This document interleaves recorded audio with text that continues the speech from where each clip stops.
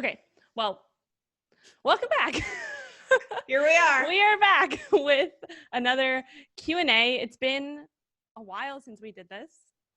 I think we need to just call it Rants with Rachel and Ashleigh because I don't know. I mean, it's very cathartic for me. I feel like other people enjoy our rants. We'll see, I guess, if no one listens to this latest version, but I don't know. I hope that it's helpful for people. It makes me feel better. Yeah. I mean, I know we could talk about this stuff all day, every day, forever. So that is basically our job. You're describing our jobs. True. So let's maybe we'll just tell everybody what we did so they have a little background in terms of where we're going with this Q&A. So basically we just put out on our Instagram stories a question box and we asked people to, ask questions, anything related to nutrition, training, fitness, lifestyle, mindset, all that stuff. So we're kind of doing a series of a few different episodes that we'll record. And this one is going to be mostly on the topic of building muscle, since we got a bunch of questions on that. And pretty cool that most of the questions on my end came from ladies. I don't know about you as well. Yeah, I mean, I tend to get kind of 50-50, which I love, I'm really happy about. But one of the things I think that makes me happy is that most of the questions tend to be the same, which to me, I believe, maybe I'm being too optimistic here, but I believe it reflects a growing understanding that men and women grow muscle ultimately generally the same way. Not to say that our bodies are the same, not to say that, everything about us is the same, but as we've talked before in previous rants, muscle is muscle is muscle. Lady muscle isn't different than boy muscle. It's muscle. So the concept, everybody's bio-individual, everybody's got to eat and train and do whatever differently. But the concept that for women to get stronger muscles, we have to do something completely differently than men is, I believe, for the most part, false. So the fact that, it's less like, oh, well, how do women get biceps? And, it's more just like, okay, well, how do I eat? Or how do I recover and stuff like that? It's more just general questions, I think actually makes me feel better. Yeah, for sure. And just the fact that women are asking more about how to go about building muscle and how to do it, it's just I feel like that is a new kind of phenomenon, not new, but just over the last, I don't know, 10 to 20 years, I guess that's not that new, but so it's cool. I think it's cool. Yeah, I love it. I love it. And we're learning some new terms today. Yeah. Yeah. All right. Well, let's jump into the first question because it does have this new term that I actually had to look up. So the first question is, have you heard of maingaining? So maingaining, M-A-I-N, gaining. And if so, do you have any thoughts? Is it legit or hogwash? Okay. Another awesome term. Yeah, love it.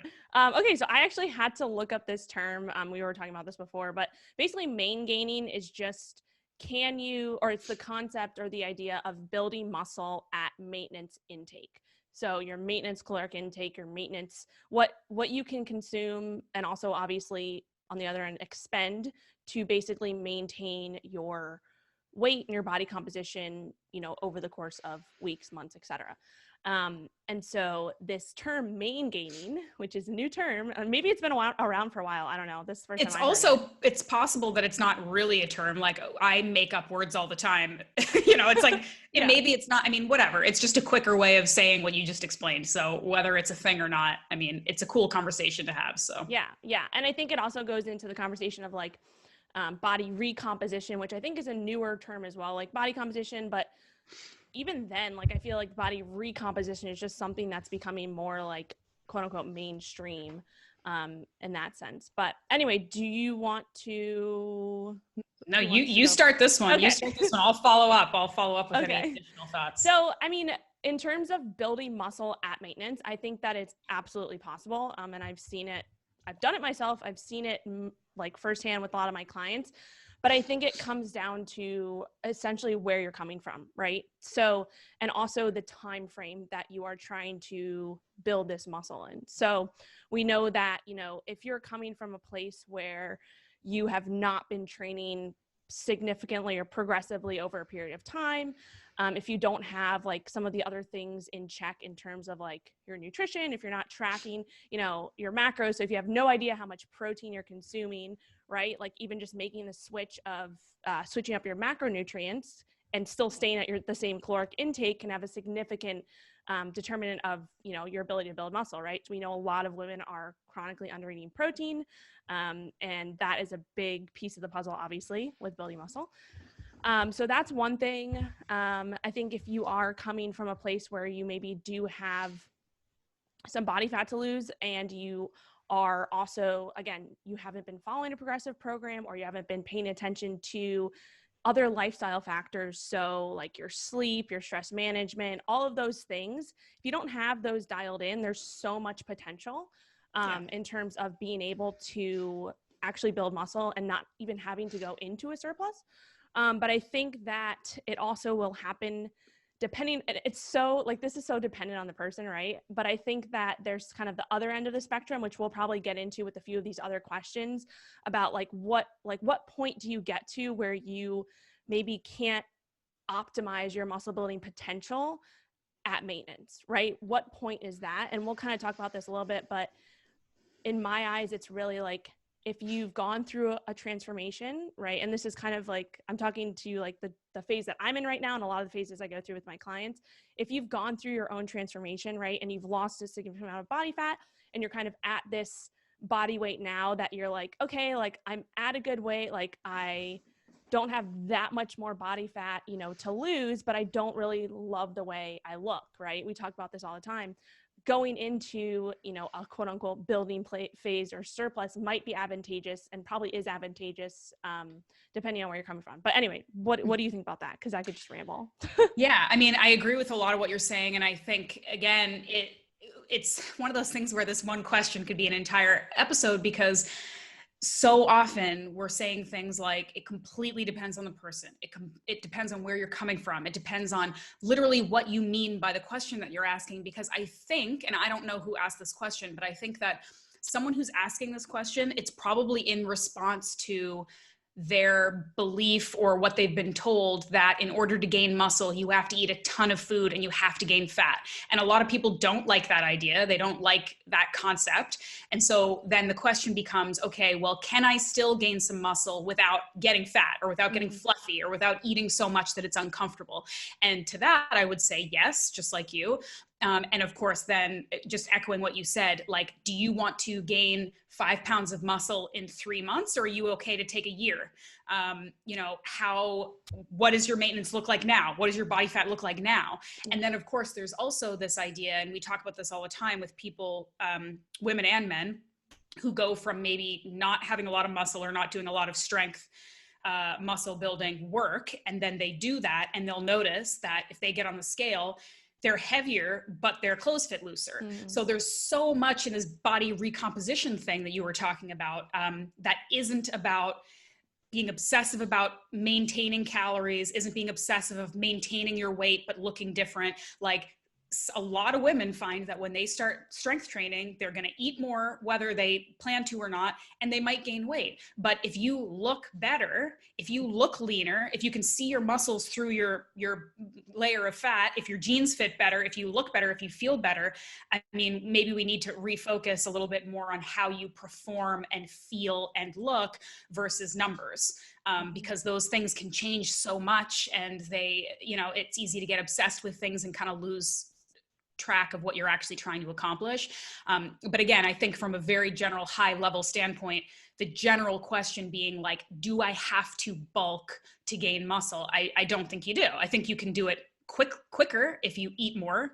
And if you're willing to pack on a little bit of fat along with the muscle, you can certainly do it quicker. And I think that's why a lot of people, and men and people who are doing things for a specific outcome, will kind of do these like quick and dirty bulks, gain some muscle, gain some fat, and then they cut the fat back down after. If you want to do this in a way that is a bit more sustainable, possibly a little bit healthier, it's going to be slower, it's going to be more subtle, and you want to do it that way, which I recommend for most people, unless you're training for a very specific thing with a specific time frame, then yeah, I mean, maybe maintenance means a little bit more calories that you barely notice. Maybe maintenance means your weight fluctuates like this instead of like this. But yeah, I mean, ultimately to me, it's more about like, what are you really asking? What do you really want? And how do you want to get there? And then we adjust based on that, just being really clear on what your actual goal is. Yeah, for sure. I completely agree. And I think, like you said, it also just comes back to the timeline, right? And we'll talk about this in the next few questions because they kind of play into each other. Um, so yeah, I'll just jump into the next question because I Cool. think we covered that one pretty well. I think And we again, crushed it. yeah, 10 out of and 10. again, like it's hard to answer these questions in just like a few different scenarios because there's so many different scenarios, and it really just depends like where you're coming from. And I think if you're asking this question and you need some guidance, I talk about this all the time, but like invest in a coach, like get some help so that you have someone who is kind of guiding you along the way and giving you some outside perspective in that sense. Yep. So yeah, we can talk about that more though. All right, so the next question, going into talking about a building phase. So when doing a building phase, how long should you stay in it to see optimal results? Guess what the answer is? It depends. I mean, but isn't there, I mean, you would say too, because you do more like kind of strict coaching than I do. There probably is like a minimum amount of time. Like we're talking maybe 3 to 4 months for you to start noticing anything significant. Like some people are going to respond really quick and you're going to start seeing changes in a few weeks. Some people, it might take 6 months before you start noticing anything different in your DEXA scans or weighing yourself or how you look or whatever. But you have to give it a certain amount of time, because I think one of the biggest errors in changing your lifestyle, like following a diet plan, following a workout plan, is that people quit like right before they'd start to see a change, because it always takes a little bit longer than you'd think. And I went through this specifically with like bodybuilding prep, where because I was doing it naturally, obviously I wasn't taking any like crazy weird stuff. It was just exercise and food. And because I'm a woman and because, I have a cycle and all of this stuff, like I'm not gonna go from average person to veins popping out everywhere in a week. And I invested in a coach who did it really, really gradually and really in the healthiest way possible, I believe, because I didn't really suffer any like side effects from it. But truly, I didn't look like stage ready until I needed to be on the stage. Like of course, you look at my progress pictures, and from week one, day one, to the second month, to the third month, to 3 weeks out, there are significant changes. Like, don't get me wrong. But did I go from being like pretty fit, normal girl to like 6-pack popping out in like 4 weeks? Absolutely not. It was like right under the wire. And I know tons of people who do this, where they are super, super strict and they put so much pressure on themselves and they are doing everything perfectly for a month and they see like almost no change. And they're like, okay, well, obviously I'm not doing this right. Obviously it's not the right plan for me. If they had stuck around a week longer, they might have seen something significant change. Your body takes a while to adapt, and some people's bodies take longer. So there isn't like, okay, you got to do it for 6 months and then you'll see the optimal change and then you move on and try something different. Who knows? But I think that it's probably better to, be patient, give yourself a at least minimum time frame that you will dedicate yourself completely to it before you start to reassess and reevaluate. And also just know that for 99% of people, it is going to take you longer than you think it will. Yeah. Period. Just, that's it. I agree completely. I think that also, so if we kind of go back a little bit, so now we're talking about, going from actually dedicating yourself to a building phase or a lean bulk or bulk, whatever it may be, you're likely, if you are thinking about doing this, if you are going to this, you're likely, at a body fat percentage that is, on the leaner end. You're probably lean and you want to build more muscle, right? Usually if you're going in a surplus, you are not someone who's starting off in the sense where you can be losing more body fat, right? So it's kind of body fat percentage, not even like going into like, you have to know your specific body fat percentage, but coming down to the idea that, if you're going into a surplus and your goal is to build muscle, you're probably already pretty lean, right? Versus someone who's overweight, they probably don't need to be going into surplus to build muscle. They probably should focus on dropping a little bit of body fat, and kind of maybe that maingaining side of things or that body recomposition side of things. So if we're talking about someone who's already pretty lean, they're thinking about going into a bulk. First of all, you have to realize that it takes a lot more time to build muscle than to actually lose body fat.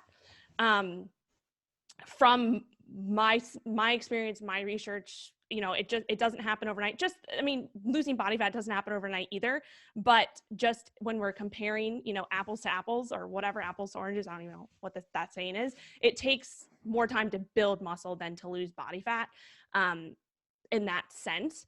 So one of the biggest things I think for me too was like, okay, when I committed to this building phase, it was like, I'm committing to 6+ months, I committed to 8+ months, of being being in a slight surplus, or, around maintenance, and just not being in a deficit. Like, that was the main thing. Like, I do not want my body to be in a deficit at all over these next 6 to 8 months. Unless, and this is another, we can kind of go down this rabbit hole too, if you want to, but you've probably heard the term like mini cuts before, maybe.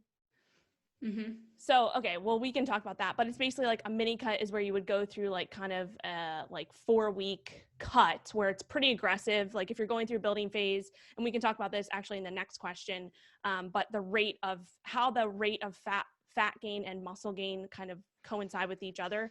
And if you are gaining kind of too much fat, right? If you kind of go overboard and go into that, instead of what we call lean bulking, you're gaining a little bit too much fat too fast.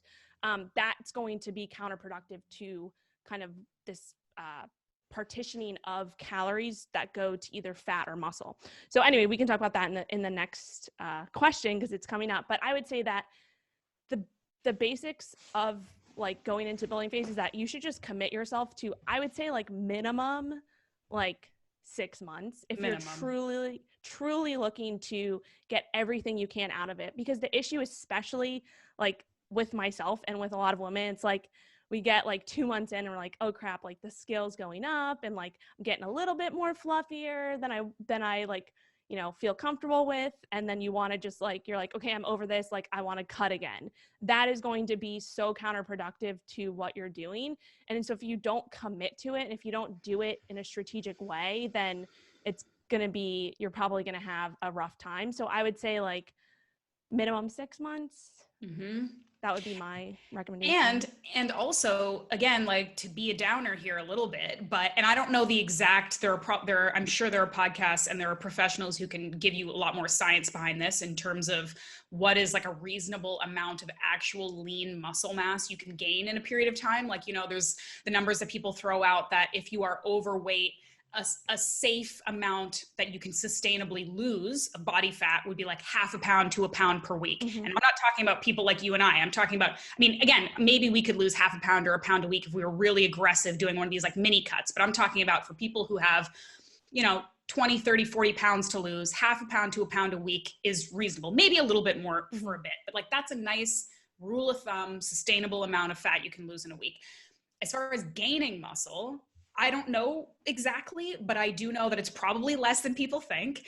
And that if you look at, your favorite bodybuilders, and a lot of times it's going to be men, not necessarily women talking about this, that are like, during my 10-month off season or my 8-month off season, and I gained 15, 20 pounds of muscle. Like, first of all, don't know if that's true. Second of all, lots of steroids. Third of all, a man. Okay. Yeah. Women are not like the average woman. If I told you when I was bodybuilding that my 9-month off season, I gained 5, 7, 8 pounds of muscle, I'm full of shit. Like, that's an insanely huge amount. And I'm not talking about pounds. I'm talking about pounds of muscle that I packed onto my body. Like, and I have my DEXA scan somewhere so I could see what I was gaining. And this is from just, again, drug-free, consistent working out. And I'm not a world-class worker-outer. Like, I'm into it and I like it, but I'm not like insanely strong. I'm not like some kind of freak of nature. I'm like a person who likes to work out.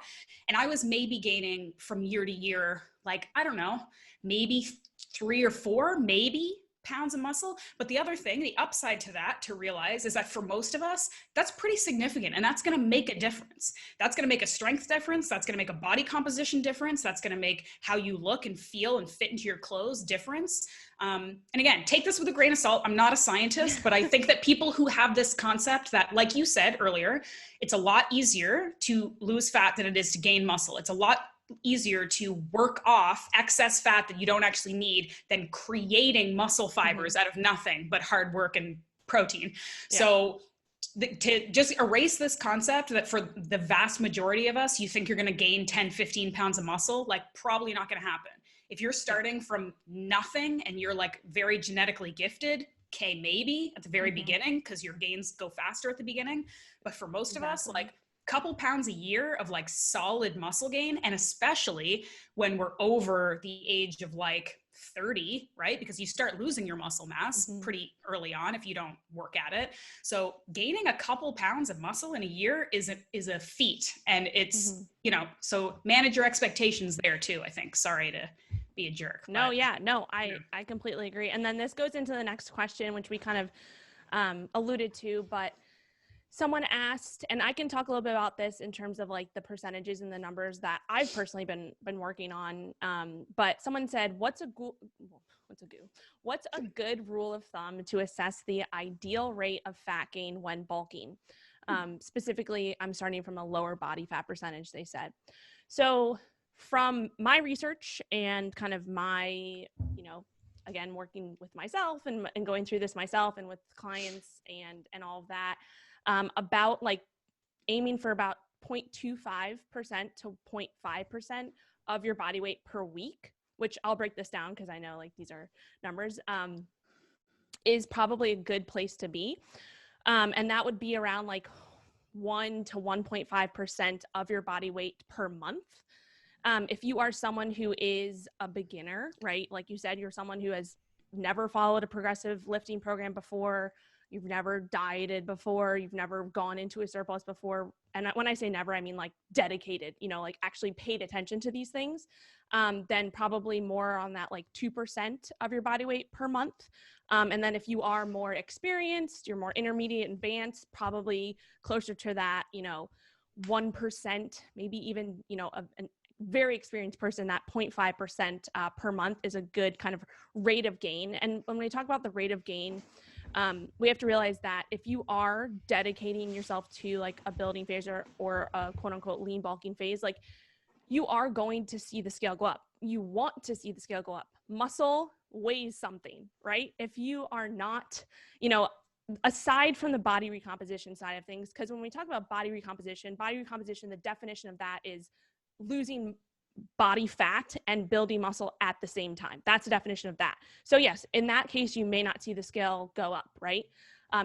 Significantly. But if your goal is to, like we said, if you're already lean, if you're dedicating yourself to a building phase, you are kind of, you have all the prerequisites, I would call it, to put yourself into a building phase, then you want to see the scale go up over time, because that means that you are building muscle. Muscle has weight to it, right? If we could build only muscle, that would be amazing, but it doesn't work like that, right? It doesn't work like, we can't just build muscle and not have a little bit of body fat come with it. Just as if we are looking to lose body fat, there tends to be a little bit of muscle that comes with that as well. So it goes both ways. So I'll kind of give you an example of myself, since I've been in a building phase for the past, it's been almost 4 months now. And this kind of, I kind of started right when we recorded, I think last time, or maybe it was like a month in. But I just kind of calculated these numbers, and I've been obviously, you know, working with my own coach and watching these things on a weekly basis. So my goal has been to gain about 0.25 to 0.5% of my body weight per week throughout this gaining phase. So I started on June 15th was when I kind of ended. So I did a cut like, you know, through May, and then I kind of did like a reverse diet. It wasn't really a reverse, like, you know, your typical reverse diet. Was more so brought my calories to maintenance, hung out there for a while, you know, for a few weeks to find to at least like know like where my maintenance range was. And then I, you know, started the bulk quote. I put it in, I don't know why I keep putting it in quotes, but because I feel like when people hear bulk, they're like, oh, you have to just eat a ton of calories. Like, no, that's not, we're talking about like lean, clean bulking, I guess you could say, where you're adding just a few hundred calories and you're watching how your body changes, right? So I started around June 15th and it's now October 1st. So it's been almost 4 months. And I started. It's September 30th, but yeah. Oh, shoot. I'm like, don't tell me it's October 1st. Okay, I already don't know what day it is. October 1st. Is tomorrow October 1st? Yeah, I think so, yeah. Yeah, okay, so whatever. Almost basically like June to July, July to August, August to September. Three and a half months. Under 4 months, yeah. Yeah. So I started at 130 pounds on June 15th, and I am now, as of last week's average weigh-in, I'm 138 pounds. So Okay. I've gained 8 pounds in about almost 4 months. So if we're talking about that kind of percentage that I said, if we're looking at, like, say on the upper end, like 1.5% of my body weight per month, if we multiply my body weight 130 multiplied by 1.5%, that's about 2 pounds per month. If we So do you're 2 right on times track. 4, that's 8 pounds. So I'm just a little bit over, but I've been monitoring this, like, not just the scale, but obviously my, how I'm doing in terms of the weight room, like when I'm resistance training, all of my lifts, all of that. We'll talk about that in a second. But that's kind of just an idea of what a real world situation looks like. And so I've been in this kind of gaining phase for the last almost 4 months. Watch the scale go up 8 pounds. That is definitely not easy. And it's something that I continuously work on becoming comfortable with that. But I have every single week I go into the gym, my performance has increased. I've been hitting PRs left and right, feel good, sleeping good, all of that. Yeah, my face is a little bit chubbier than I want it. I got a little bit of more belly fat around my belly, but that's part of it. That's part of the process, part of the journey. And I'm kind of right on track for where I committed to being 3.5 months ago, right? Yeah. I'm rambling on, so I want to hear what you have No, to say. this is helpful. Like I want to ask kind of follow-up questions. So Yeah. I'm assuming you're taking like weekly or regular like pictures and stuff so you can see the progress. Mm-hmm. How, and it's very hard for any individual to be unbiased when they're looking at their own pictures, but how is that process for you? Like, are you noticing, as well as improved performance, are you noticing more strength? Are you noticing more visible muscle? Is it hard to look at that and not see, okay, but I'm also softer, or I've got a little bit more softness here? Like, what's that process look like for you? Yeah. So I am doing, just like, I've been doing for the last 2 years. I do monthly progress pictures. I do um, weekly body tape measurements. I've been doing more like bi-weekly. Usually, like, if I go through a cut or I take a client through a cut, we're doing like weekly body tape measurements. I've been doing bi-weekly, looking at the scale trends, things like that. And then I have a coach who's giving me that outside perspective, right? Because if I look, and this is actually something I sent him my progress pictures from last week. And, obviously, like you said, we see things that we're like so critical of. I'm like, oh man, like, my belly's a little bit bigger, like whatever. Telling myself though, that this is part of the process. Like, I'm going to gain a little bit of fat. And for me, that fat goes mostly to my belly area, goes a little bit to my hips and to my face. Like, that's where I gain fat first. And so knowing that, but then having that outside perspective, my coach, he was telling me like what he thought of the pictures and all of that stuff. We were looking at my body tape measurements, all of that. The biggest thing though, that I've been paying attention to, and this is what keeps me on track, is my progress in the gym and being able to lift heavier than I've ever lifted in my entire life, and actually seeing some leg muscles, right, that I have never seen before. Even with the added body fat, I still am seeing like some new muscles coming out through there. And then also just like feeling so much stronger and like progressing my lifts and all of that. That's like the biggest thing that I've been paying attention to, knowing that, I'm putting on a good amount of muscle with the little bit of fat that's coming with it. So it's just part of the process. And there's another question that actually follows up with this that we can go into too. But yeah, do you have any other questions? No, I think just to sort of reiterate what you're saying, and for people listening, it's so easy to get caught up in obsessing over numbers and obsessing over anything that we see is either failure or unpleasant side effects of our goals or whatever. But we all know, everyone looking at you and everyone who knows you, and that you started out pretty lean. You started well within the healthy range of body fat for a woman your age, size, whatever, and you're still within that. So it's always, health and life is always a juggle of priorities, right? And maybe we would all like to always be 5 pounds less fat on our body minimum, but for you, you have to weigh at this point, do I want to gain muscle and get stronger and have better performance? That's your priority. So if that comes with a couple pounds of perfectly healthy fat that isn't perfect, but who is, okay. Whereas a lot of people might be like, okay, well, I cannot accept having a little bit more softness on my belly, so I can't do it. And that unfortunately means that they don't get to hit those goals that are important to them. So it's, again, it's always like, it's a constantly moving, list of priorities, right? And so sometimes there's going to come a point, maybe you want to do a photo shoot where having your abs visible is the number one priority. Mm-hmm. And so then you're going to adjust based on that. And maybe your strength numbers are going to go down, and that kind of sucks. There's the disadvantage there. Exactly. But you're constantly juggling and just reminding yourself that it's, like you said, it's part of the process. It's not a failure. It's not you being less amazing or perfect because you've got a couple more pounds of body fat.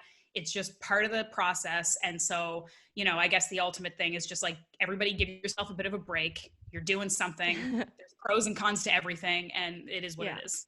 Yeah. And lastly, on this point too, I just want to, because I forgot to mention this, but I have shifted my mindset in the sense that, and I've probably done this over the past year, like, I don't want to see the scale go down to 130 ever again. Like, because we know that the more we weigh, right, and obviously the more it's coming from muscle, the more we can eat.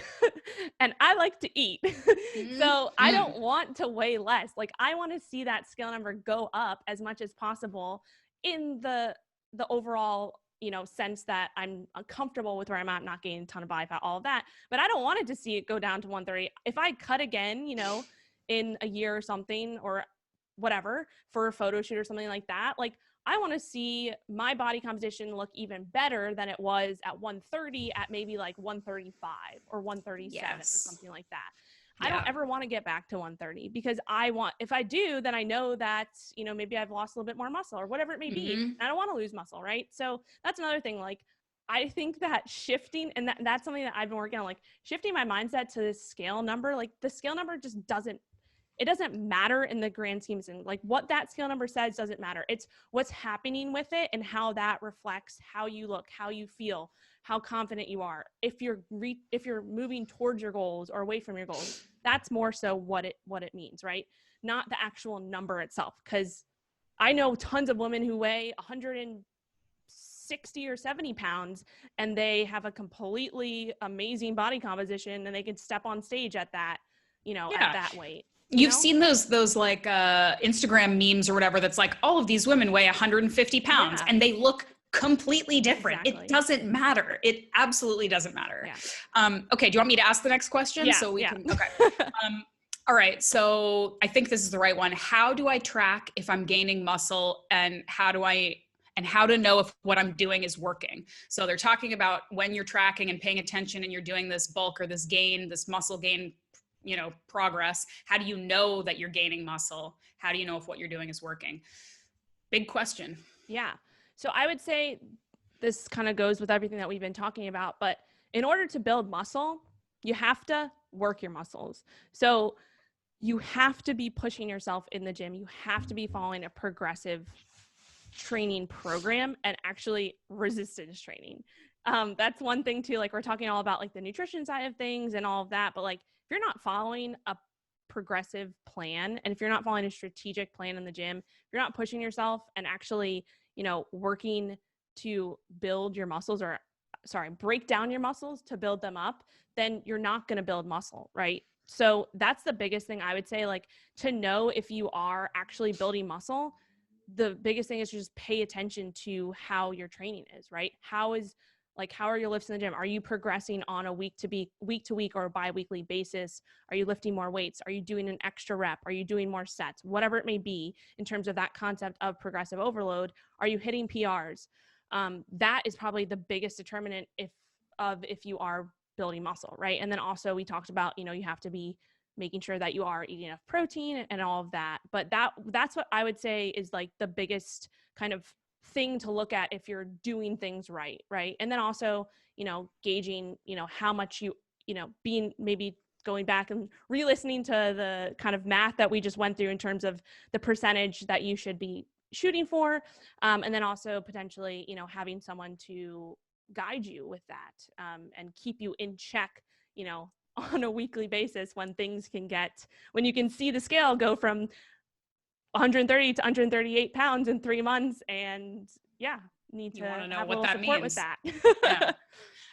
I would add a couple things. I would say, depending on if you are doing this for a hyper specific reason, like you're training for something specifically, whatever, versus if you're just doing this for your own personal interest, if you're doing it as a hobby, if you're doing it to make yourself stronger and feel better, but it's not like a really hyper specific thing. It's just like, I just want to do this.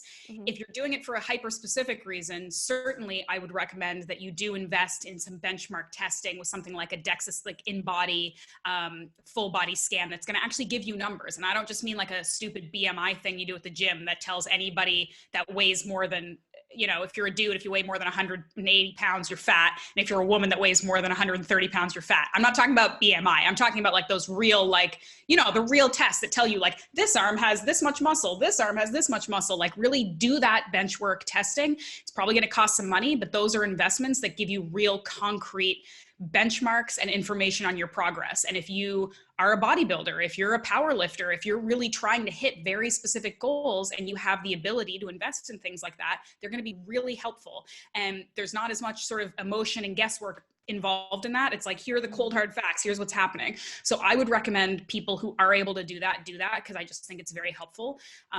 That's one thing. And then the second part of the question that was like, how do I know if something's working? That goes back to what you just said, and also what we've been talking about this whole call, which is that things take time, things take consistency, and you'll know if it's working if you have these benchmarks, if you're paying attention, if you're tracking and taking pictures and checking in with your coach and doing all of these things consistently. You'll know if it's working because you'll see changes. It might take, again, and this is why having a coach or somebody outside to like keep you in check is going to help, because it might take 12 weeks for you to notice. It might take 3 weeks for you to notice, but you will eventually, within this predetermined set of time, you will notice some changes. And it might not be 0 to 100 or whatever, but like you'll know by keeping benchmarks. If you aren't tracking how you're working out, if you're not tracking how you're eating, if you're not taking pictures, if you're not testing things, you're just guessing. You're like, well, I guess I feel a little bit better. Like, I guess I can bench press more, so I must be stronger. But like, that's cool if you don't care and you're doing it just in a general sort of fun sense. But if you're taking this seriously, you need to do the work. You need to like lay the groundwork and be consistently tracking and measuring and paying attention. I mean, that's the only way to know. Yeah, agree. And also too, like, last thing on this, and then we'll get into the last question. Just knowing that, it's going to take work. Like, it's not easy to go in, like, yeah, maybe you're eating more and you're like, oh, this is gonna be fun, right? Like, I can eat more and I'm not in a deficit. Like, no, it's, you have to pay attention. You can't just go out and eat whatever the fuck. Oh, yeah. Sorry. That works on my podcast. I don't know about you. But. Whatever the heck. I never really curse on this. So that was probably the first time. Anyway, sorry. Bleep. We'll bleep that out. You can't eat whatever the heck you want to eat. You have to be, paying attention to that. You have to be pushing yourself in the gym, right? You can't just go in there and be like, oh, like, I'm just going to lollygag around and whatever. Like, no, like, you should be coming out of the gym, like, feeling like you got a really good workout in every single day and pushing yourself as much as you can. Obviously within the constraints of the recovery aspect of things, which we can talk about in a little bit. Can I just say that I like that in a podcast hosted by two millennials, I'm the older one, but two millennials, we have used the word hogwash and lollygag in this podcast. So listen, you can't judge all millennials, all right? Because we know Agreed. Old school words, right? Anyway. Agreed. Yeah, anyway, so that's just what I want to say. Work hard and don't think that you can just like half-ass it for sure. No. All right, last question. We have about 10 minutes left on our time limit. Yeah. Otherwise we'll be here all day. Yeah. Do you want to ask it? Sure. Okay. Last question. Supplements to optimize muscle growth and retention. It's funny because I just did an IG live thing for myself talking about my supplement routine because I've got a lot of them. And it's funny because I actually have like a very chill feeling about supplements. Like I think people are either like, I have to take these 80 supplements every day or else I die, or supplements are stupid and they do nothing. And I feel very like open-minded about the whole thing. I know personally that I have used natural herbal supplements that have made significant improvements in my life. And I also know that I've tried tons of things that people have recommended that have done nothing for me. And I think that, again, it goes back to where you're coming from, what your goals are, your physiology. Things are going to work for me that don't work for you, and vice versa, and so on. And so I always approach supplements as, again, a sort of fact-finding adventure. You try some things, you pay attention to it, you see what works. I don't like to use anything for a prolonged period of time. I like to cycle on and off of things. And I'm even talking about stuff like probiotics or melatonin to help me sleep or whatever. I don't want to take any of these for 4, 5, 6, 8 months straight without a break. I don't want to become too dependent on anything. I think that it's important for our bodies to be resilient, to be able to kind of fend for ourselves, to not get too used to any one thing. So I like to approach supplements, again, as like sort of an adventure, sort of an experiment, open mind. No supplement probably is going to make or break any goal that you have, but they will help. Some can help, and they can help, especially, you'll notice the effects, the positive effects, much more if you already have everything else sorted out. So again, and I'm not saying that the person who asked this question is trying to have a shortcut, but no supplement you're going to take is going to fix not sleeping, not eating properly, and not working hard enough in the gym. You got to do those first. But then if you are doing those and you find some supplement that works, you're going to notice the effects a lot more than if you're like not taking care of any of that other stuff. Yeah. So with that said, I mean, I think it's pretty clear across the board that creatine is a good supplement that I know a lot of very buff, smart people use all the time for to improve their recovery and their workouts, their ability to work harder, to break down those muscles and build them back up. I actually really haven't messed with creatine a lot. Like I think I was taking it a little bit during some of my like bodybuilding preps when I was just trying to really maximize everything. And I don't know, maybe at that time I noticed a little bit of an improvement in just not being so sore, like being able to work a little bit harder. But so this is sort of like a third party recommendation that I just know a lot of people that I trust that recommend creatine highly, and not just for big beefy dudes, for anyone who's working hard in the gym and wants to maximize their muscle. So I would say that's a top one off the bat. Yeah. Any that come to mind for you? Well, I'll just kind of talk off of the creatine thing too, because that's the first one when anybody says like, what's supplements to optimize muscle growth. So like you said, supplements are just that, they're supplements. And if we're talking specifically about muscle growth and optimizing muscle growth, I think that supplements can help in the sense that they can help potentially dial in a few other things in the whole grand scheme of things. So for example, sleep. If you have trouble sleeping and you notice that maybe, you know, taking some CBD or some, I don't know, some adaptogens like ashwagandha and all of these things, those help with your sleep, that inadvertently is going to help with your recovery, which is going to help you to build muscle, right? Absolutely. So in that sense, there are things that can help, but again, they're supplements. The first thing that I would say too, like you said, creatine. Creatine is probably the most well-researched supplements in the world. Yep. And so I mean, I've been taking creatine for probably consistently for the last like year and a half, just because it is one of the most well-researched supplements in the world. It can give you kind of like that extra little bit if you are optimizing everything else, in the sense that creatine is part of the creatine phosphate system. We know that it can help to basically give you a boost in converting ADP to ATP, which is just the energy currency of the cell. It's just basically energy within your body, especially if you are working on a regular basis, you are, you know, pushing yourself, all of that. It can maybe help you to get an extra rep or a little bit of extra weight. It's really hard to, I would say, for yourself to quantify that, but we do see that in the research with doing tons of studies of people taking creatine, those who aren't, comparing. So it can give you that advantage in that sense, and that can add up over time, right? Like a little bit of extra weight, maybe another rep, like that, it might not seem like a lot in one day, but that adds up over time. So I would say it's just a really like in the sense of there's no harm to taking creatine. I personally take it on a daily basis, creatine monohydrate. Creapure is one of the brands that is very well known. And especially with women, like a lot of women tend to be like, they hear creatine and they're like, oh, like I'm going to gain weight and stuff like that, but it doesn't really work like that. Yeah, maybe you'll see the weight go up a little bit if you first start taking creatine. That's just water weight that will kind of even itself out. And even that doesn't, I feel like with a lot of the newer products, that whole like front loading and water weight stuff doesn't happen as much because they're responding to the fact that people don't like that. So that's not even really as much of an issue anymore, I don't think, for a lot of creatine, but. Yeah. And I would say like, so I just take 4 to 5 grams a day. And I recommend it to my clients who are, lifting on a regular basis, lifting, at least 3 times a week. Everything else is dialed in. Like, it's just kind of that added thing.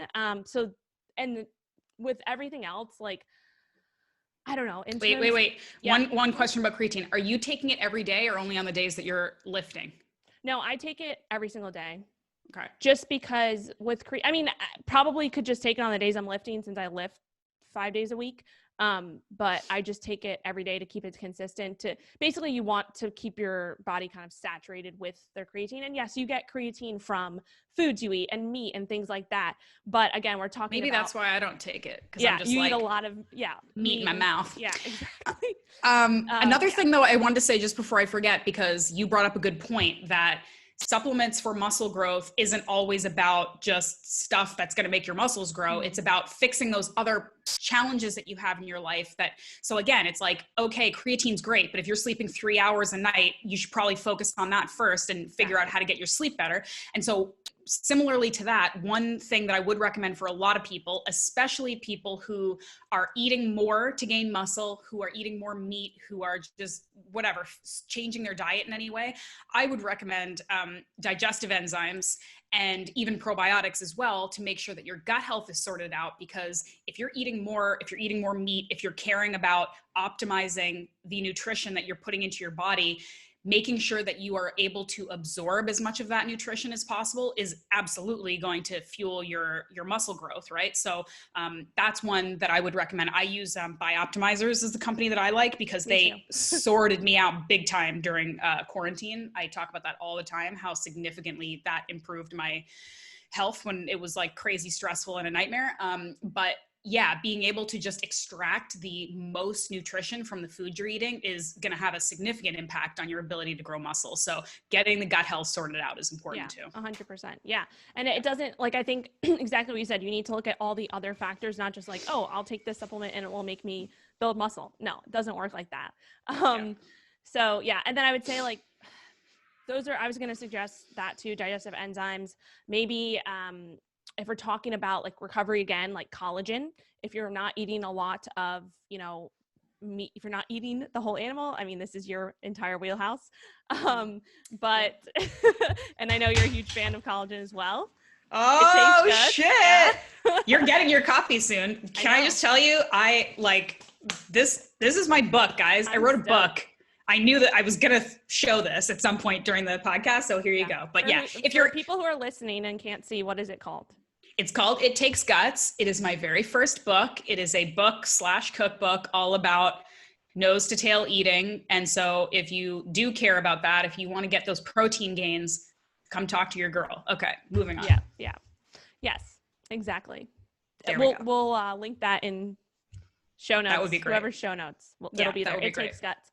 But yeah, collagen in terms of recovery and joint health and all that stuff, that in itself is inadvertently going to help you to potentially build muscle because you are going to recover better and have, healthier joints, healthier, all of that stuff. And this is in the sense of collagen, it's a supplement, right? So if you are someone who is not eating organ meats, you're not eating nose to tail, you're not eating, bone broth on a regular basis or whatever it may be, then you might, benefit from supplementing with collagen for those purposes. But yeah, I would say like for me, my main ones like on a regular basis are just creatine, collagen, and then I use I guess you could say whey protein is a supplement, but I use that mostly just because I like to make protein ice cream and it tastes good. It's not like, oh, I'm going to choose whey protein powder over a steak. no, that's never going to happen. Yeah. But if it's, if you are in a slight surplus and maybe you're having trouble getting a lot of getting enough calories in, maybe, then supplementing with like whey protein or something like that could help. So yeah, that would be I my like take. it. I'm excited for our next Q&A because I want to find an area where we disagree. You know what I mean? Like, I don't think either of us are like just agreeing with each other to be cute. Like, I think we have a lot of very similar approaches and feelings about how to do these things, which is why we get along so well and why we have so many great conversations. But like, I'm really excited for the one question that someone asks where you're like, well, this is what I think. And I'm like, I think the complete opposite. I can't wait. I think that'll be fun, right? Yeah, I don't know if it's going to happen though, because I feel like we are so like, it depends. And yeah, we're so like actually like thoughtful and nuanced that, but I mean, I know that somewhere, because we all have strong opinions about things, and I know sometime, and we will be able to respectfully have a conversation about it, but I think it'll be fun because sometimes it's fun to just like disagree and talk about it, right? 100%. Anyway, that's my new goal, is to try to find something we disagree on and have a podcast about it. All right. Awesome. I'm down. That's it. Sweet. All right. So this was the Q&A on all things building muscle, and we will be back with another Q&A in the future. Sweet. Bye.